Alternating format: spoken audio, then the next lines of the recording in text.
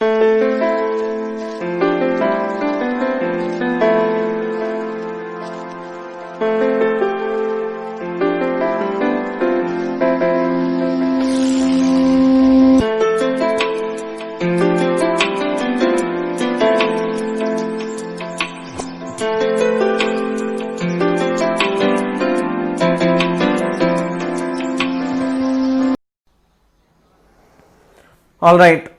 so in today's class we will start with Newton's laws of motion. So here in Newton's laws of motion totally there are 3 laws you must have studied in your lower classes. So we will first state basic laws of motion here. Your first Newton's first law is your law of inertia. So what it says is, if a body is going with some constant speed, it will try to move with constant speed unless and until there is some external force acting on it. And if a body is at rest, it will try to continue to be at rest unless and until some force is acting on it. Okay, so here what it says is, if a body is at rest, it will try to be at rest. If a body is in motion, it will try to be in motion unless and until you give some external force.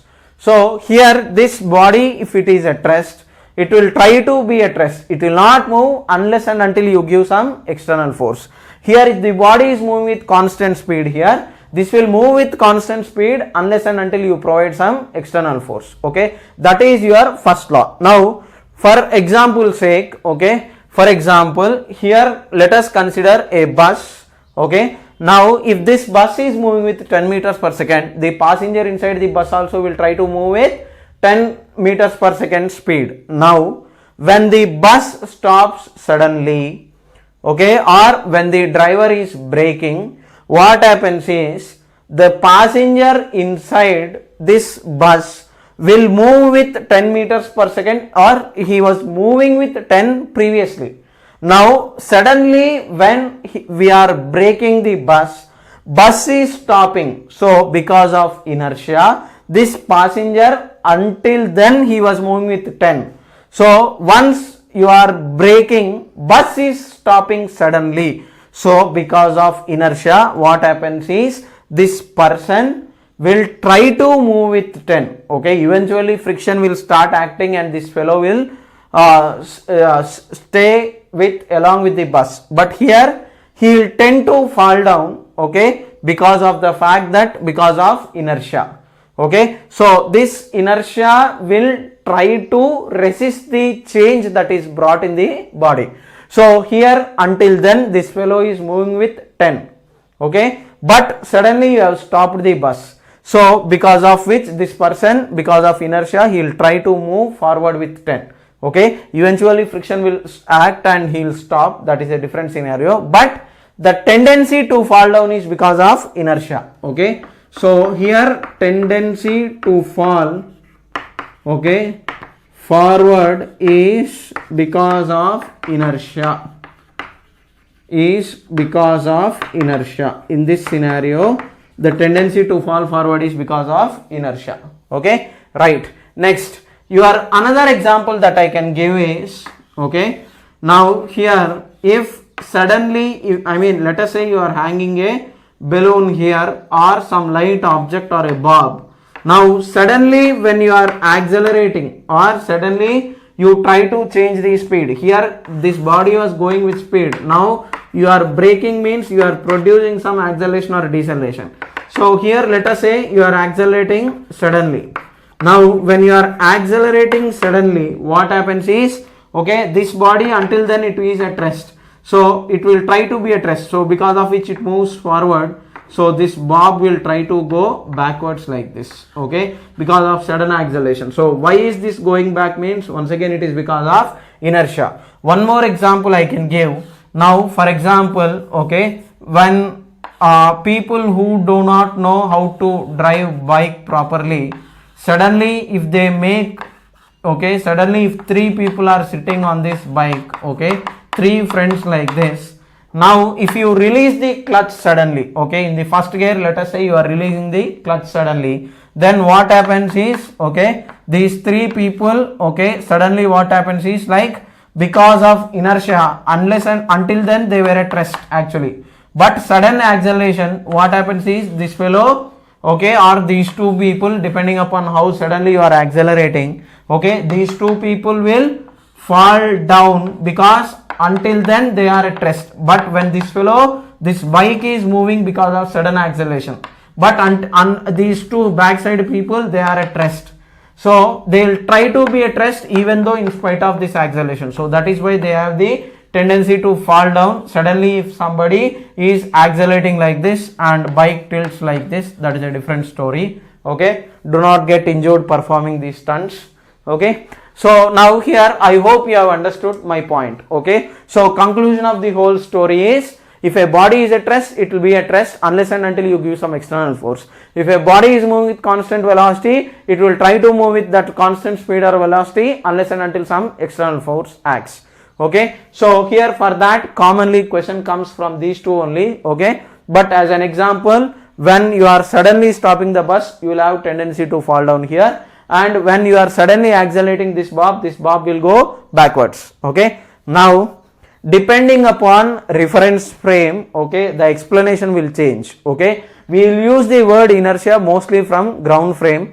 Okay, and we will use because of pseudo force. Later I will tell you why is this bob going back, means we will say because of pseudo force. About that part I will discuss later. Okay, but inertia is the term generally used when we are trying to set up equations from ground frame. Okay, hope you have understood what is your Newton's first law. Okay, right. Next, coming to the second part. Okay, so this is your Newton's first law. I want you to copy it down. Now coming to the second part. Okay, your Newton's second law is,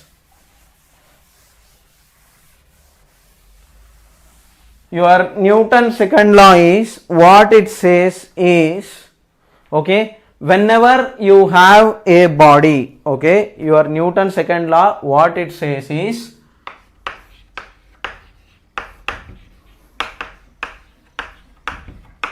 okay, so people will write usually F equal to ma is your Newton's second law, but that is not correct. It is correct under certain conditions. What is that? I will tell you.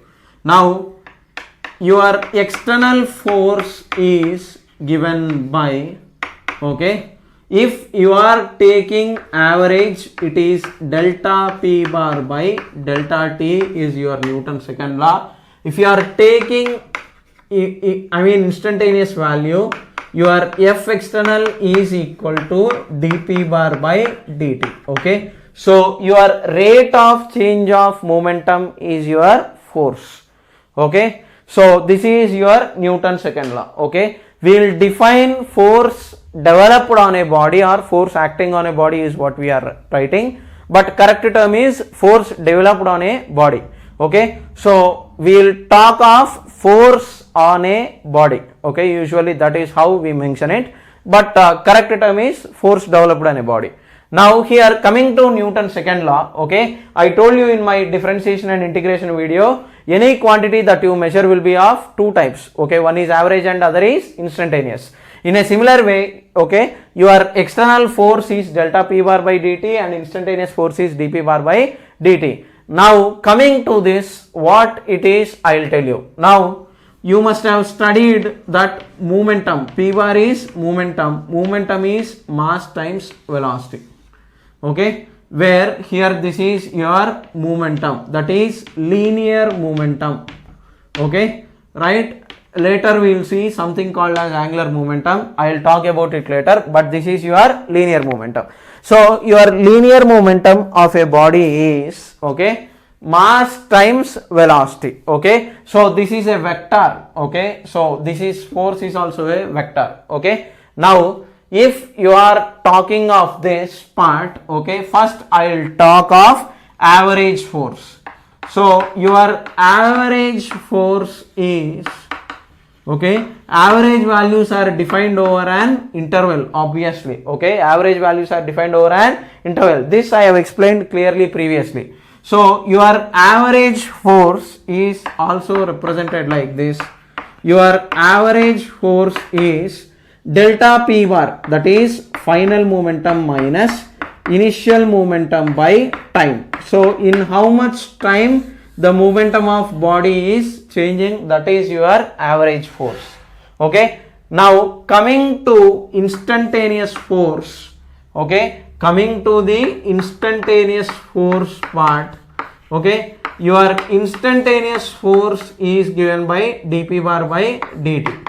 Okay, now this definition I will talk about it. Okay, but here observe carefully.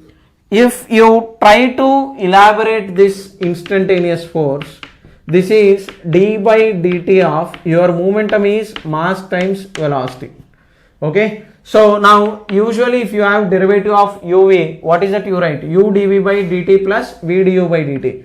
So according to that logic, it will become m dv bar by dt plus v times dm by dt is what you are supposed to write for your external force acting on the body. Now here, if mass is constant, okay, very important, keep this in mind. If mass is constant, okay, here if mass is constant, what is happening is dm by dt will be equal to 0. So in such a case, your external force is going to be mass times acceleration a bar. Okay, so your external force F equal to ma is coming only when mass is constant. Okay, so right, so this is your Newton's second law. Hope you have understood it. Okay, so my point is, okay, what is your Newton's second law is, okay, your force is rate of change of momentum. So if you are talking of average force, you will define it over an interval, and which is equal to change in momentum by time. If you are talking of instantaneous force, you will do the derivative of momentum, that is dp by dt. Now I told you many people will write as F equal to ma, but that F equal to ma is correct only when mass is constant. If mass is variable, later we will see variable mass topic, but if mass is variable, then this equation of F equal to ma is not correct. Okay, so your correct definition is F external bar is equal to dp bar by dt is your correct expression. Okay, so this is your Newton's second law. Now based on this, there will be simple questions, you should do it. So I hope you know vectors. So copy this stuff down. I need space to continue.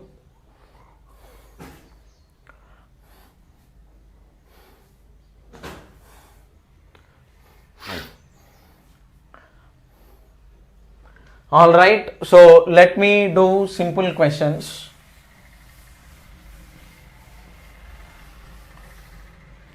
So now here, let us say you have a ball like this, right, and this ball is having a mass m, initial velocity u like this.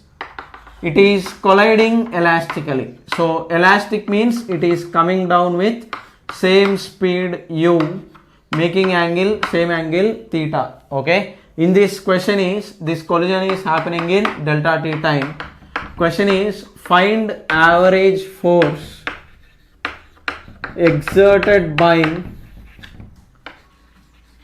a single ball in time delta t. This is your question. Okay, now here do not write answer to be 0. mu minus mu answer is 0. That is absolute nonsense. Why? Because your force is a vector quantity. Okay, so for vectors, what is that we are supposed to do? We have to write the vector in terms of components and then do it. Now if you have watched my vectors video, so in that video I have told you, okay, so whenever you have a vector like this vector is, if it is making an angle theta here, now to write in terms of I cap and j cap, we need to shift this vector like this. This is called parallel transport of a vector. So what is parallel transport of a vector means? A vector can be moved parallel to itself like this, okay, without changing the direction. So if this angle is theta, this will be theta, vertically opposite angles. So now here your initial momentum P initial bar is equal to mu forming angle theta, and this vector is final momentum. P final is equal to mu like this, making an angle theta like this. Okay, now these are the vectors that you have. Okay, right? So now with this we will continue. So your final momentum and initial momentum vectors, if I write in terms of I cap and j cap, your final momentum vector here is equal to, it is in, it is in third quadrant, so it is minus mu cos theta I cap minus mu sin theta j cap. Okay, if you have any doubts, refer to my vectors video. Next, initial momentum P initial is given by, it appears to be it is in second quadrant, but in reality to write in terms of I cap and j cap, you have to shift it like this into fourth quadrant. So your initial momentum is equal to mu cos theta I cap minus mu sin theta j cap. In fourth quadrant you will have positive x and negative y. So now calculating the change in momentum. So your change in momentum delta p is final minus initial, that is equal to minus 2mu cos theta. This plus minus will cancel off I cap. So that means if the ball is coming this way, okay, your change in momentum on the ball is this way. So on the ball it is towards left, on the wall it is towards right. Okay, this is change in momentum of ball. So on wall, okay, your force is, okay, 2mu cos theta by delta t I cap. It is towards right. Okay, on the ball it is towards left. Okay, because ball's momentum is changing along negative x direction. Okay, on the wall it is towards right. Okay, here action reaction pair, from here actually your Newton's third law will come. Okay, so on the ball it is towards left, on the wall it is towards right. Okay, so I will talk about Newton's third law next, but hope you have understood this. Okay, right? Next, in certain cases where in which you have, okay, liquid jet striking the wall and all, in such a case what is that you are supposed to do, I will explain. Okay, so hope I can erase this. Okay, you have to calculate, it is a vector like this. Just don't simply consider the magnitude and give the answer as 0. Okay, now hope you might have copied this down. So next part is, okay, let us say you have bullets striking, okay, n bullets are striking the wall, something like that. Multiply that, because of each bullet you calculate force, and n times you do it, you will get the answer. Okay, next, in liquid jet and all, if it is striking the wall, okay, for these kind of questions later we will see it, but I don't think it is appropriate to do it now. So derivative of mass with respect to time is, mass is what, volume into density. Okay, so density is mass by volume. So yeah, mass is volume into density. This will become rho times dV by dt. Okay, so your mass is volume into density. Now keep this point in mind. Now here, okay, your volume rate is given by, if area of cross section of this, okay, later we will see in equation of continuity, your volume rate, derivative of volume with respect to time is given by area of cross section A into speed. This part is speed, this part is area. Okay, so area into speed is your volume rate. So here V is, this part it is volume, this part also it is volume. So because density of liquid is constant, I have taken it out of the integral. So rho times, I can write it as A into V is speed. So that means your mass rate is given by rho AV. Now why did I do this means, okay, if you have a pipe or liquid jet striking the wall like this, okay, here if you have a wall, your force, if you are asked, okay, your force is, okay, delta P by delta T. Now let us say it is not reflecting back. Okay, this liquid jet, it is just being striking the wall and then liquid is completely absorbed or falling downwards. So in such a case, your delta p dp by dt, your instantaneous force is given by, okay, d by dt of mass into speed is v. So this will become, if speed is constant, this will become v times dm by dt. Now here v is speed, okay. So what is your dm by dt means? Dm by dt is rho av. So this will become rho av. Here v is already speed, so your rho a v square is the force exerted by that liquid jet, okay, where rho is density, a is area of cross section, okay, and v is the speed. Now here, okay, we are assuming that this wall is very close to the pipe, okay. So this slightly you will see basic questions here and there. Directly substitute the formula depending upon what is given and then simplify it, okay, right. So this is your Newton's second law, and hope you have understood what I have explained. So in the numericals he will give you different values, you will be able to do it. So here I will not elaborate much, okay, actual part of the chapter is much more, okay.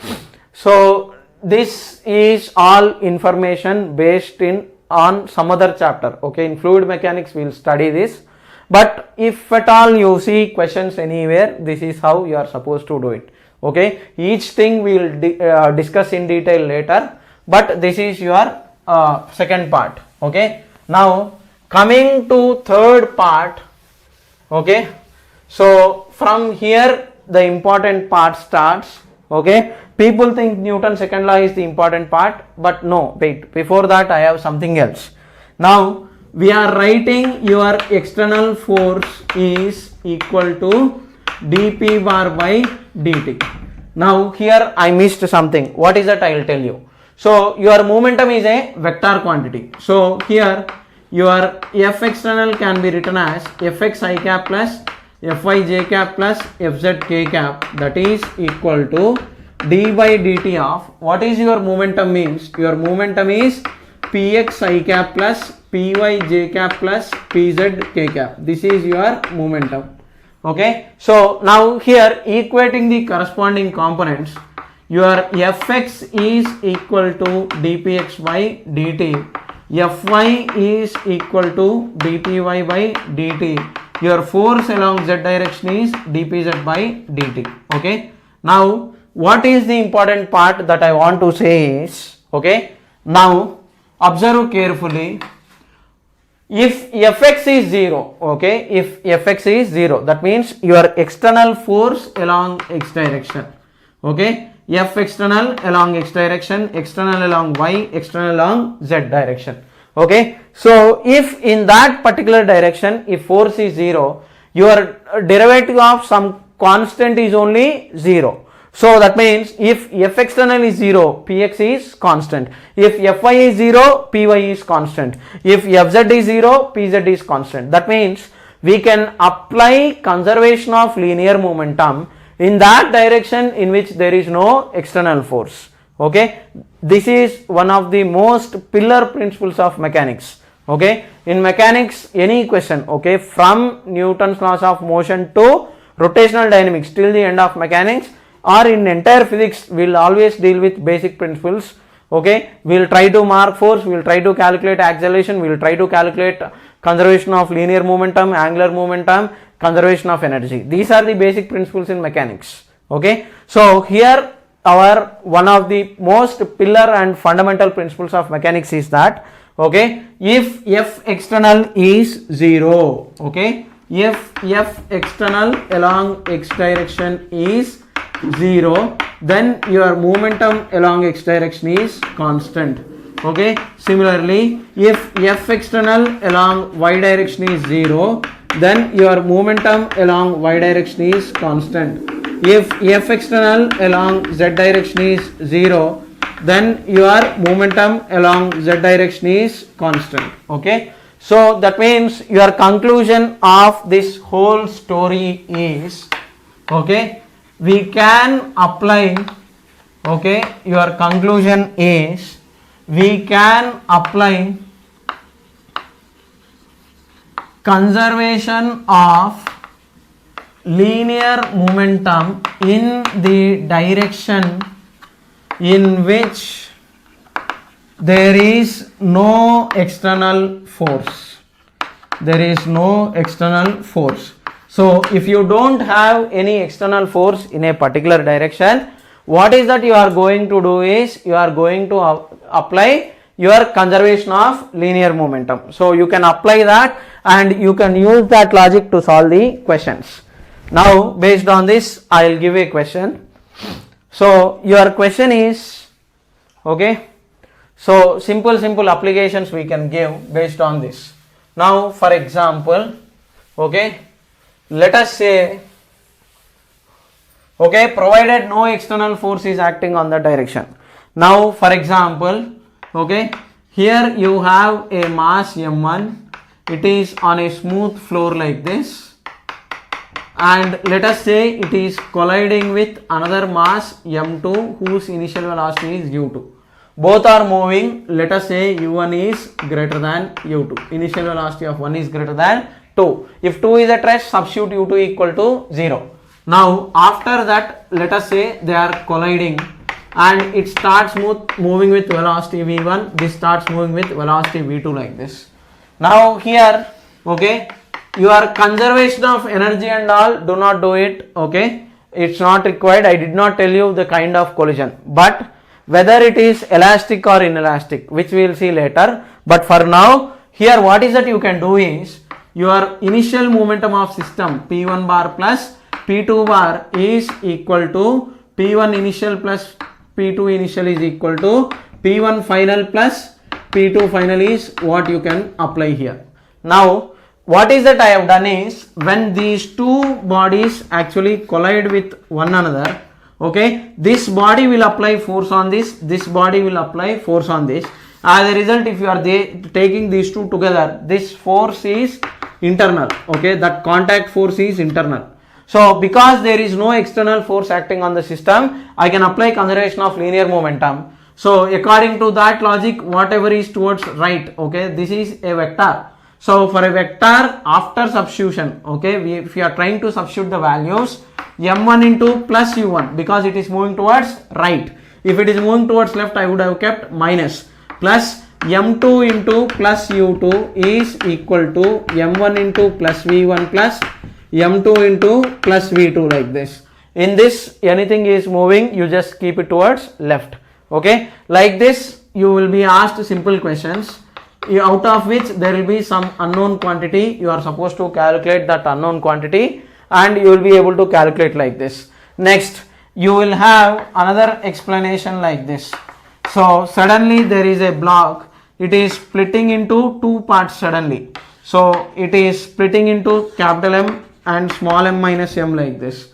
Now initial momentum, initially if it is at rest, if this starts moving with u1 towards left, if it starts moving with u2 right, so your 0 is equal to m1 times minus u1 plus capital M minus small m into plus u2, because it is moving towards right. So P initial is equal to P final. Your final momentum after this shell explodes into two parts is this on the right. I have substituted with values, okay. So like this you will be able to solve basic questions based on conservation of linear momentum, okay. Now much more details we will see in center of mass and system of particles. In system of particles chapter we will have more details about this part, okay.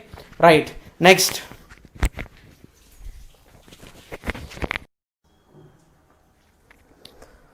Alright, now coming to the core part of this chapter, that is your Newton's third law, and this is what we keep using again and again and again. So what is this Newton's third law? I will tell you. Now this is the core part of the chapter, that is Newton's third law, okay.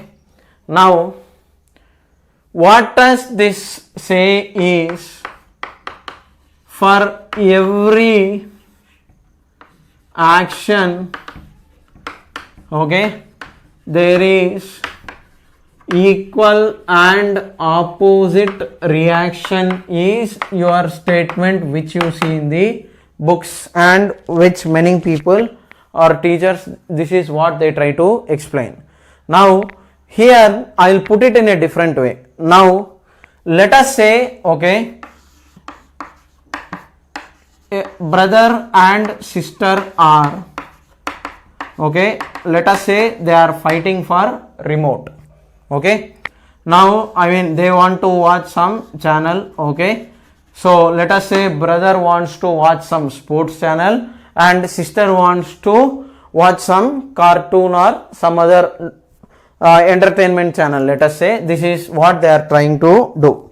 Now here, if these two people, okay, if these two people, let us say brother has come suddenly into the house, he went out to bring something, and let us say he came suddenly and he is trying to ask the sister to change the channel, and let us say sister is not changing. Now what will he do is, first he will beat the sister or he will slap the sister. So this is your action. Okay, slapping by brother is action. Okay, now immediately what will she do? This sister will slap back the brother. Okay, this is your reaction. Okay, now hope you have understood what is the thing. Okay, now unless and until you give action, unless and until there is some action, you will not get reaction or response. Okay, this applies to human emotions as well. Okay, now here my point is, okay, later we will study something called as free body diagram. Okay, now everywhere we need to mark reactions. Okay, action and reaction both are forces only. Okay, in physics terms, your action, reaction, okay, both are forces only. Okay, but we will consider only the reaction part. We will not worry about the actions. Okay, now we will get hurt, okay, only when someone says something bad to us. Okay, we will not worry about how much bad we talk of others or how we hurt other feelings. We get hurt only when someone hurts us. We will not get hurt if we are hurting somebody. In fact, okay, it is all sadism. We feel happy when we hurt someone, right? So we will not worry about the actions. We will worry only about reactions.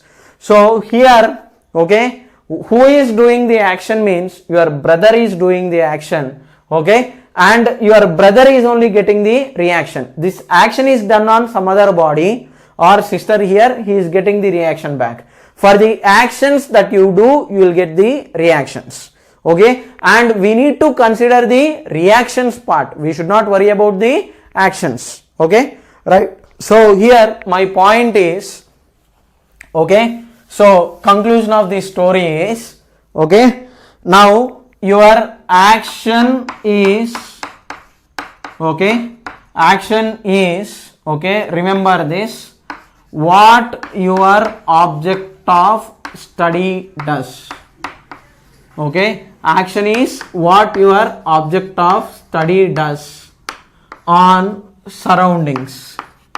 Okay, and in response to the action, okay, we will get reaction.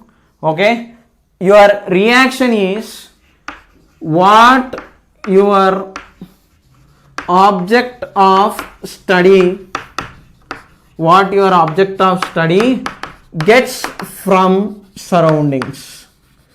Okay, from surroundings what you get is your reaction. Okay, your action is what your object of study does on the surrounding bodies, and your reaction is what your object of study gets from, okay, surroundings. Now here these two are equal and they are nothing but your forces. Okay, your forces are your action and reactions. Okay, now let us say I am hitting this board like this. Now if I apply F force on this, in response to this force F applied, if I am hitting the board with F, board hits me with F. Okay, so that is why actually I get hurt when I am hitting this board or wall. Okay, so now we will not get hurt because I am hitting it. We will get hurt because wall is hitting you back. Okay, so right, so we are not hurt because we are spreading corona. We are hurt because somebody is giving us corona, right? So same thing here, okay? Hope you have understood what I am trying to say. Reactions will affect us, okay? And remember, okay, next I will discuss something important, that is we should consider reactions on body. We should consider reactions on body, okay, and that reactions will decide whether body is at rest, whether body moves with constant velocity, and whether body is accelerating in a particular direction, okay. Reactions will decide what happens to the body but not the actions, okay. Now I will give some more understanding into this part. So first you copy this, okay. So action and reaction is the term here. Your Newton's third law is, for every action that you do on the surroundings, you will get equal and opposite reaction from the surroundings, okay. So action, what your object of study does on surroundings. Reaction is what your object of study gets from surroundings, okay. And we need to consider reactions but not the actions, okay. So I will start explaining, okay. Copy it down. Now the core of this chapter will start from here, okay. So now I will continue, okay. Now here, hope you have understood it. So we have understood what is meant by action and reaction. Now you take any system, okay, you take any system, that system will contain four basic forces, okay. You will have four basic forces, okay. First type of force is gravitational force, okay. I will talk about each in detail. Your second type of force is electromagnetic force, okay. E magnet means electromagnetic force is your second type of force. And your third and fourth type of forces are strong and weak forces, okay. These are the four kinds of forces that you have, okay. Now any force you tell, whether it is tension in a string, whether it is gravitational force mg, or whether it is interatomic forces inside atom between electron and proton, or any force that you give, if you say or if you call friction, normal reaction, okay, centripetal force, any force you name, okay, all those forces will come into four basic categories, that are these four basic forces, okay. Now this force ultimately it is caused by mass, okay. This force is caused by mass.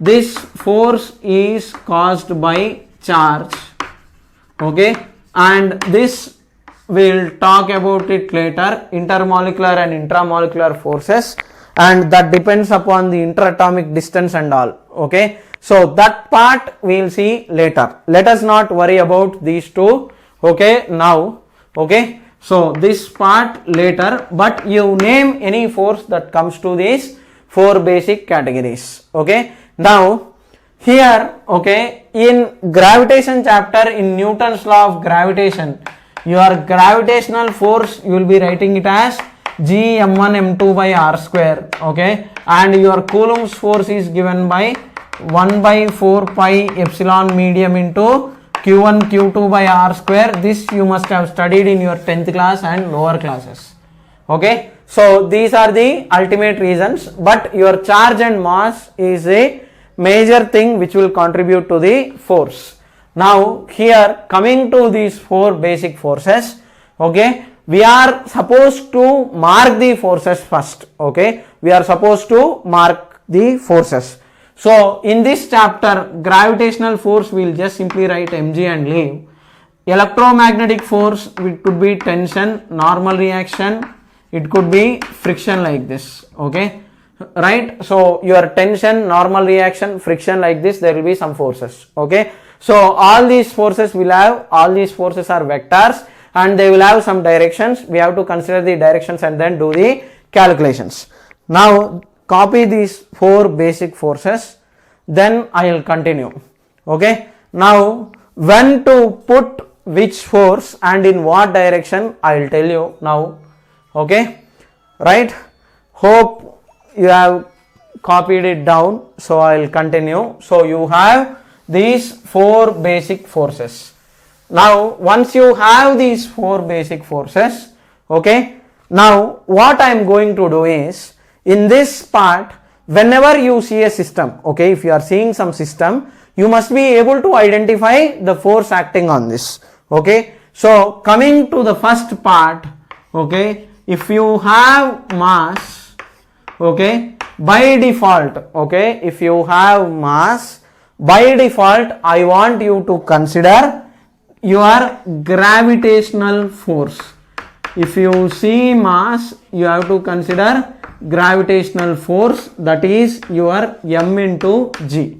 Okay, where m is mass, unit is kg, g is acceleration due to gravity.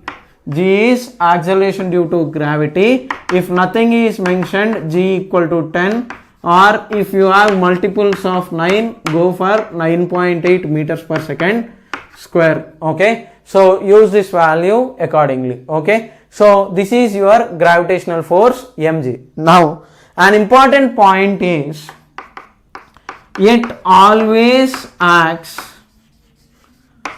downwards on body. Okay, it always acts downwards on the body, that means towards earth.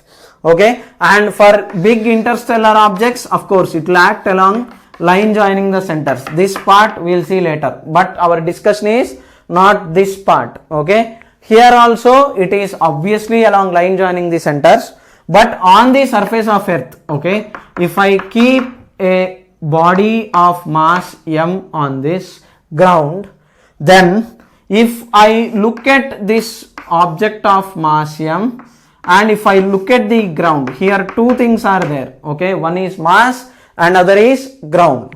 So now, okay, this is your mass or book. Let us say I have placed a book here. Now I am talking of gravitational force on this mass m.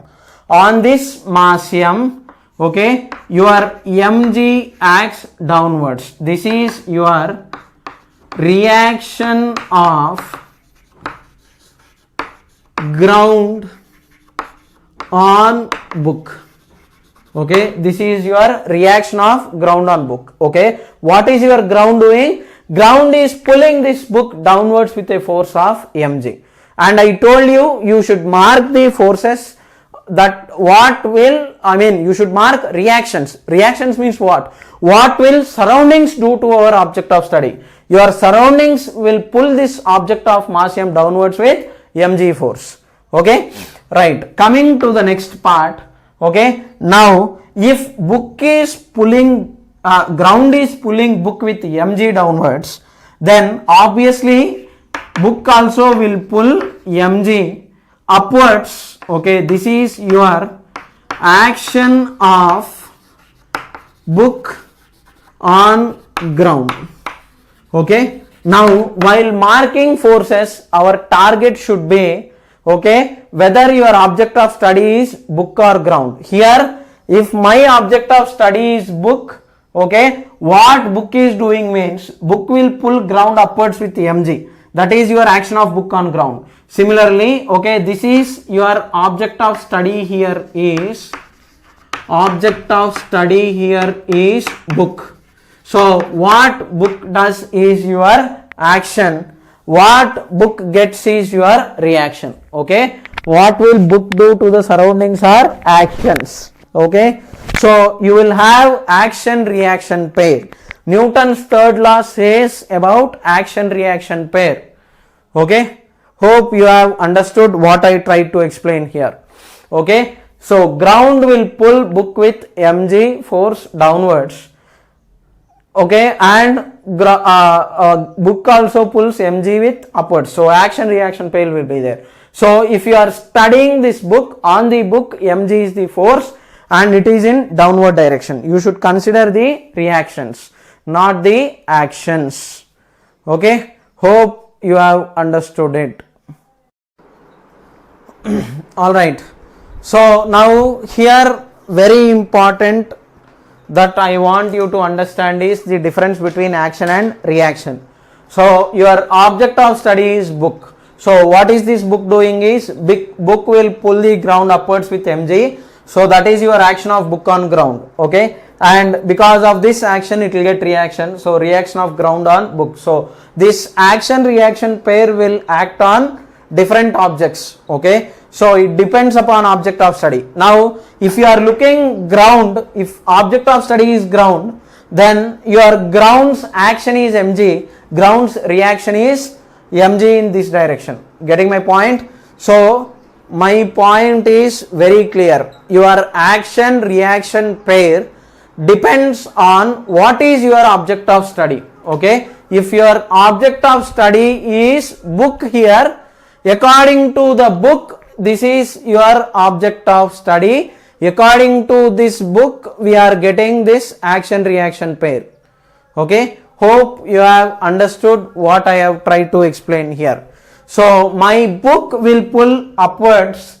Okay, and because this is applying mg here, this ground will also apply mg back on this. So this is your reaction. So we need to mark this reaction. So here I am writing gravitational force mg means I am considering the reaction part, not the action part. Do not worry about actions. Okay, so I will continue from here.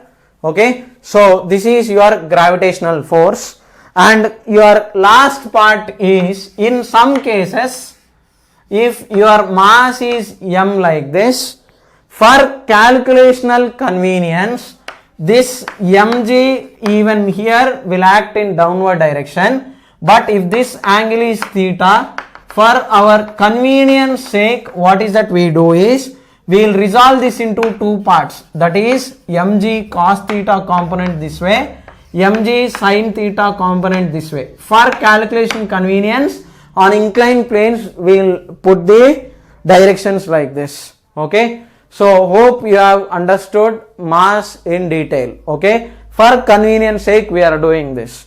And for big objects, okay, so some star and a planet, so your gravitational force will act this way, acts along line joining the centers. Okay, next, if you see mass, gravitational force. Okay, next, your second important thing that you have is, okay, your second important thing that you have is, if you see, okay, we have seen mass, if you see contact, okay, if you see contact, then what is that you have to put is, if you see contact, okay, then we have to consider, strictly speaking, contact force is what you are supposed to consider.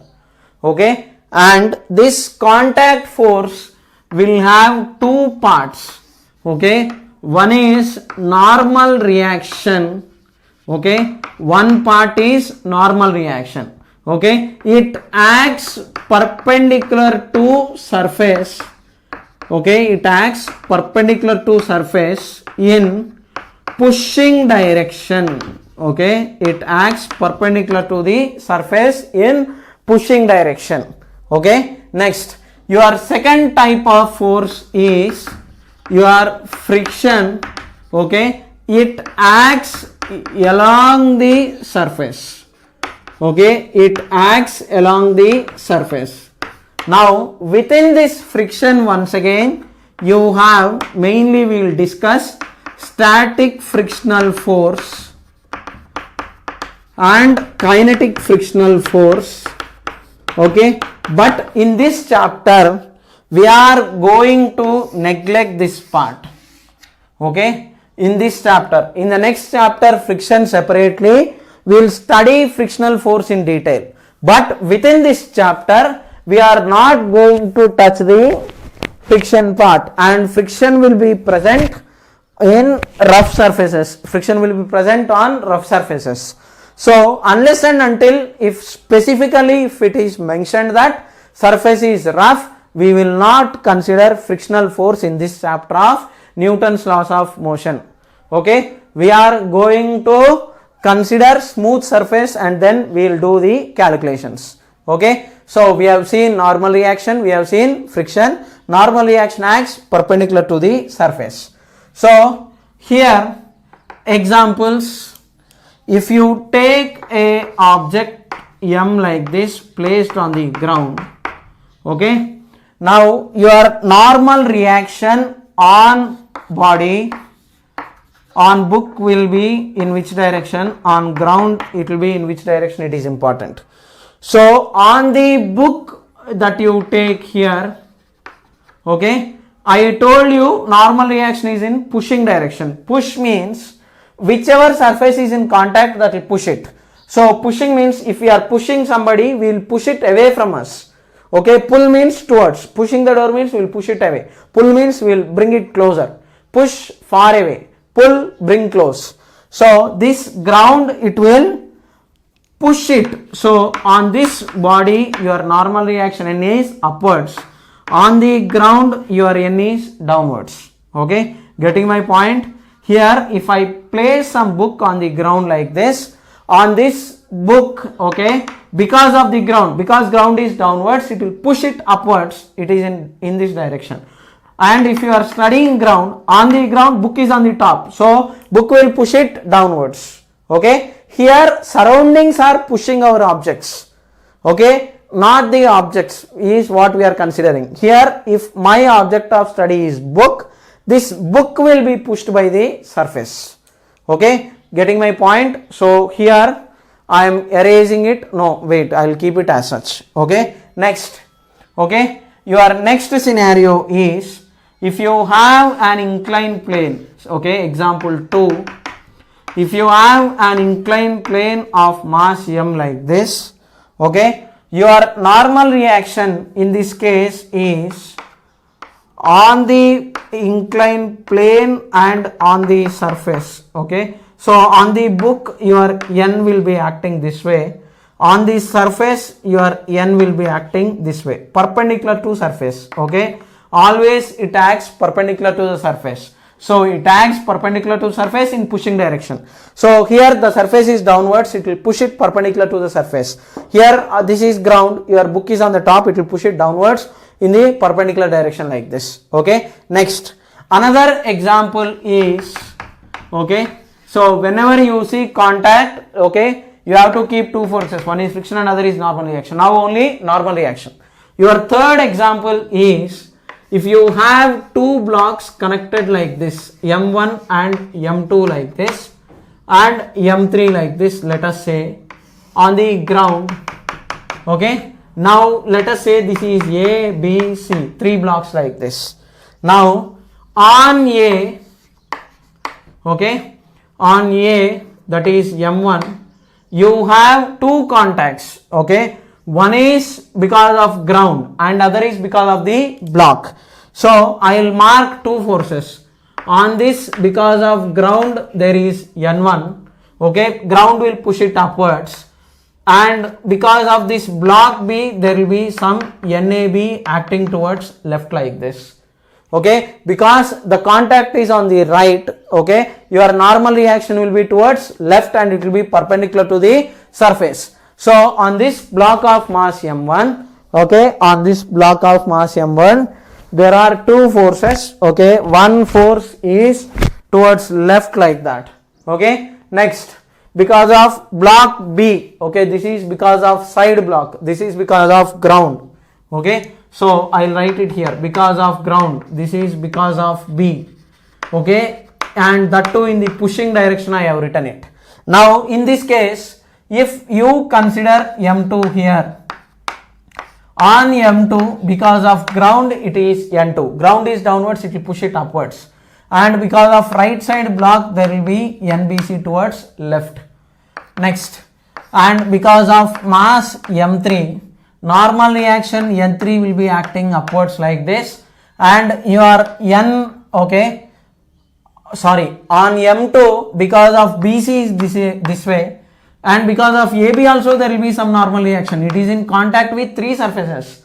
Because of ground it is there, because of left side block it is this way, because of right side block is this way, and because of on m3 you will have normal reaction NBC acting this way. Like this you will have your normal reaction.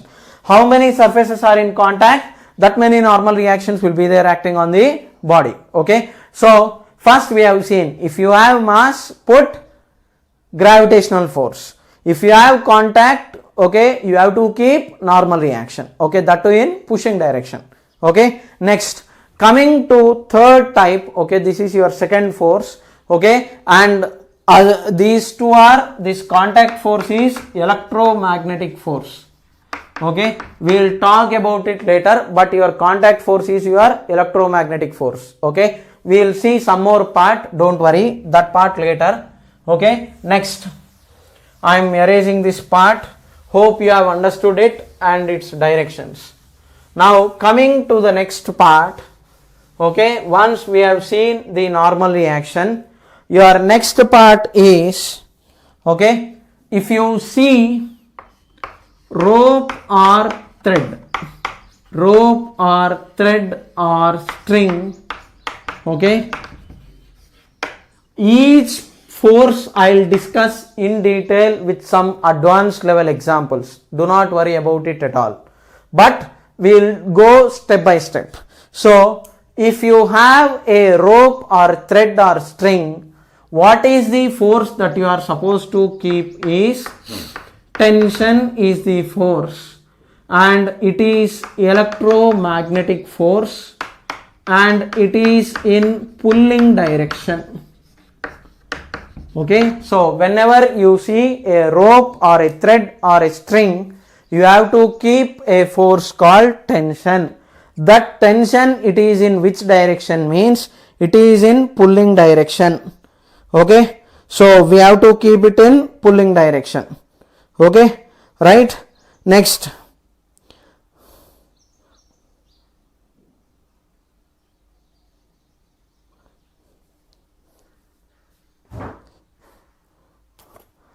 okay, so your rope or thread or string, it is in pulling direction. Now coming to this part, okay, so what is that I am going to do is, if you have a block of mass A, let us say it is connected here and here like this. Now there are certain things that I want you to decide first. Okay, I will talk about it in detail in constraint relations, but I want you to remember, if rope is massless, okay, massless rope, then your tension is constant. Okay, if you have mass, tension is variable. Okay, now in the starting we will consider massless rope. Okay, now if it is massless, that means light word will be used. Okay, light and light like this. Let us say its mass is m, this is string A and string B like this. Now on this block of mass m, okay, tension is in pulling direction. So this top thread will pull this body upwards with TA like this. Bottom thread, because it is downwards, it will pull the block downwards. Okay, so it is TB like this. Apart from this, there is gravitational force mg. Okay, I will talk about FBD next, then you will get more clarity. But you have to keep tension in pulling direction like this. Now let us say another example. You have a mass m1, m2, m3 like this. Okay, now on each part, okay, let us say this is string A, let us say this is string B. Now if you are trying to mark tension, here there are ropes. So whenever I told you very clearly, whenever there are ropes, you have to consider a force, that is your tension. and that tension will be in pulling direction. So in this case, okay, in this case, your mass M1 on this mass of M1, your tension TA will be acting this way because of contact, of course, normal reaction N1, mass M1G will be there, but this tension is important part which you are supposed to focus, it is in pulling direction. And because of your mass M2, okay, because of contact with ground, normal reaction N2 in pushing direction, because of its own mass M2G, because of string towards right you will have tension TB, because of string towards left you will have tension TA like this, and because of mass M3 there will be normal reaction N3, gravitational force M3 into G, and your tension TB will be acting this way. Here I am assuming this rope is massless, that is why your tension on M1 and tension on M2 both are same and they are in pulling directions. Because the rope is towards right, it will pull it. Because here the rope is towards left, TA will be left. Okay. So tension is in pulling direction, and if you are seeing massless rope, tension is constant. Okay. In constraint relations with ropes, pulleys, everything will be discussed in detail. Do not worry about it. That part we will see later. Okay. Right.